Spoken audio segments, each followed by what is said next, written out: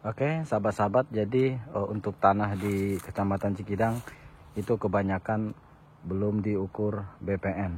Ya, jadi belum resmi, masih pada baru diukur sama desa atau pakai manual kayak gitu, ya. Nah, untuk sertifikat prosesnya kan standarnya mesti harus BPN, kan ada plotting segala macam, memastikan nanti tanahnya benar-benar aman, tanah milik seperti itu. Jadi kalau tanah HGU, tanah TN, atau tanah pemerintah, kita gak bisa dijual belikan, oper garap aja. Nah, seperti itu. Jadi dari tanah-tanah di sini masih ada pihak satu dan pihak kedua. Jadi pihak satu itu masih punya petani. Nah, contohnya ini masih punya petani. Jadi suratnya juga masih SPPT. Nah, paling ini AJB gitu kan. Kalau ya udah pihak kedua kan udah AJB sama SAM atau sertifikat, jadi tanahnya mahal. Nah, gitu. Tetapi walaupun masih tanah pihak satu, nah itu kabar baiknya. Kebetulan kalau saya sendiri, kalau beli itu yaitu tanahnya yang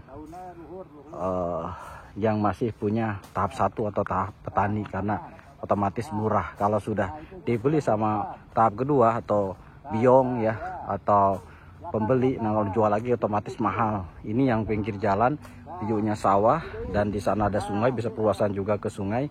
Ini sawahnya juga nyambung ke jalan sampai ke sungai, ya indah banget. Ini luasnya 475. Kalau nih sahabat, kalau ada yang mau ya, ini luas 475 dan harganya ini cuman 370 dari 600 juta. Oke sahabat.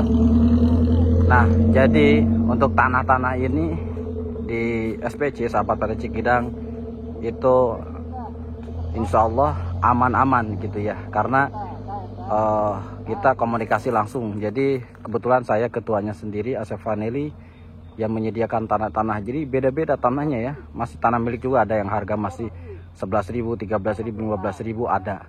Ya udah sertifikat langsung nyambung jelas ada gitu kan, cuman luasnya besar-besar gitu ya. Kalau tergantung dana atau lokasinya. Nah, biasanya untuk harga di 11.000, harga 15.000, 20, 25 itu akses jalannya harus bikin sendiri. Seperti itu. Jadi kalau yang ini gimana? Ini pinggir jalan, ini ke kota. Nah, kebetulan di sana sudah padat penduduk. Ini di sana Desa Cikira ini setengah kiloan ke pesantren, ke wisata, ke kaldera itu ya. Wisata kaldera, Aparmat Indomaret, ke Puskesmas, ke pesantren dekat. Nah, ke sini juga sekitar 200-300-an nih. Ini udah banyak villa, yayasan, sekolah, pesantren, dan lain-lain seperti itu. Nah, oke, penjelasannya. Jadi kalau sahabat beli di SPC gimana Pak Asep? Nah, kita kebetulan sudah ratusan ya. Sudah ratusan hektar atau lokasi yang kami sudah dijual belikan. Insya Allah alhamdulillah aman. Ya, jadi contoh ini misalkan tanah sebagian masih SPPT. Oke, nah biar resmi itu sesuai sih, ada yang jual blok, ada juga yang jual per meter. Nah, misalkan kalau jual blok ya mau diukur lagi mangga, atau mengikuti surat SPPT atau PB yang udah ada, ya gak apa-apa gitu, langsung terbitkan ke AJB jual beli. Atau mau diukur lagi, ya itu lebih bagus diukur BPN, dan nanti kan langsung di floating dan timbul gambar seperti itu, dan lanjut ke AJB dan lanjut ke sertifikat begitu ya. Nah, jadi contohnya pertama melakukan, kalau cocok sih kemarin ya, kemarin pas bulan puasa kami itu golkan, yaitu sekitar 33 lokasi berbeda lokasi. Nah, ada yang masih SPPT, masih girik itu, ada juga yang AJB dan sertifikat. Nah, gimana? Ada kemarin juga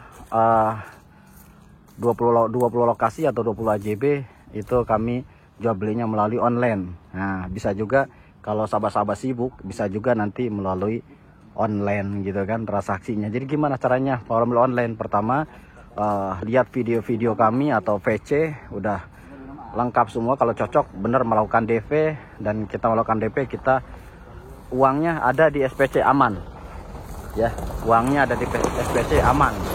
Jadi amannya, jadi tidak diberikan dulu ke petani gitu ya. Jadi kalau petani kan, mohon maaf yang punya tanah, nanti kalau kita berikan takutnya ada tanahnya, apalagi di warisan sengketa segala macam kan, otomatis uang udah habis lagi kan. Nah juga petani kan butuh ya kan, butuh uang misalkan ya. Nah itu langsung dipakai, nanti susah tuh kembali lagi. Kalau di SPC tanah ada masalah, nanti langsung kita transfer balik atau nanti bisa dibelikan ke tanah lain gitu, seperti itu ya. Nah setelah itu, setelah DV melakukan pengukuran manual atau BVN, setelah itu proses AJB, selesai AJB itu kan bikin AJB itu proses warka-warka segala macam gitu, seperti keterangan tanah, riwayat tanah. Nah setelah itu, setelah itu sahabat, oke, dilanjut ke AJB.